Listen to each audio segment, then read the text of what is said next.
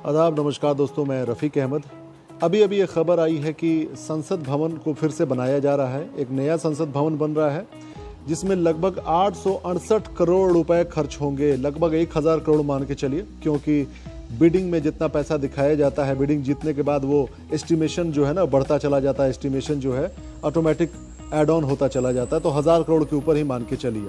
अब आप सोचिए, गुजरात में एक मूर्ति बनाई गई थी पटेल साहब की, जिसकी लागत थी लगभग 3000 करोड़ रुपए, और भारत के संसद भवन को फिर से बनाने की जो बात आ रही है उसकी लागत आ रही है लगभग 1000 करोड़ रुपए। अब आप सोचिए कौन सी बिल्डिंग बनाना ज़्यादा ज़रूरी थी। अब एक बात और सोचिए, अब इन दोनों में अगर आप कंपेयर कर लिए कि भैया पटेल साहब की मूर्ति ज़रूरी थी कि पार्लियामेंट, अगर आप कहते हैं कि पार्लियामेंट ज़रूरी थी तो ठीक है। वो पार्लियामेंट किसके लिए? वो चुने हुए उन तमाम नेताओं के लिए जो ना कभी संसद भवन तरीके से जाते हैं, ना आपके सवालों को उठाते हैं, ना आपके मुद्दों को उठाते हैं। और सबसे बड़ी बात कि उनमें कई ऐसे हैं जिनके ऊपर में कई संगीन आरोप लगे हुए हैं, कई तो उनके ऊपर बलात्कार के आरोप हैं, कई क्रिमिनल हैं, कई गुंडे हैं।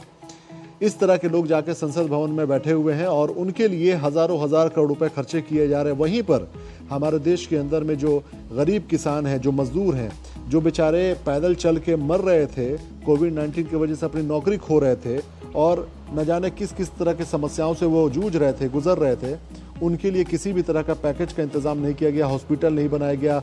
राह में चलते हुए आश्रम टाइप का अगर बना दिए होते या फिर टेंट हाउस बना दिए होते तो कई तरह से उनको राहत मिल जाती, लेकिन उसके लिए पैसा खर्चा नहीं हुआ। लेकिन इनको अपने लिए खर्चा हुआ। टाटा ग्रुप को मिला है ये ठेकेदारी 868 करोड़ रुपए का, 1000 करोड़ का मान के चलिए। लेकिन ये देखिए पैसे की बर्बादी है। इस समय हमारे देश की इकोनॉमी बहुत बर्बादी की तरफ जा रही है। हमारे देश में बेरोजगारी बढ़ रही है, हमारे देश में लघु उद्योग, कुटीर उद्योग सब बर्बादी की तरफ जा रहे हैं। हमारे श्रम मंत्री जो कहते हैं कि हमारे पास आंकड़ा नहीं है कि हमारे कितने मजदूर मारे गए, हमारे यहाँ कितने गरीब मारे गए लॉकडाउन की वजह से, उनके पास आंकड़ा नहीं है।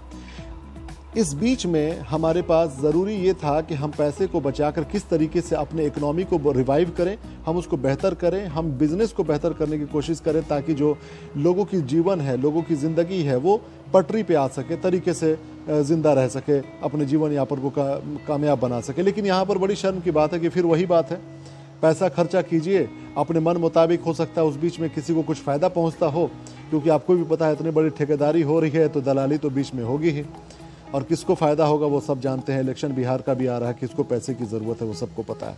बहुत बहुत धन्यवाद, एंजॉय कीजिए।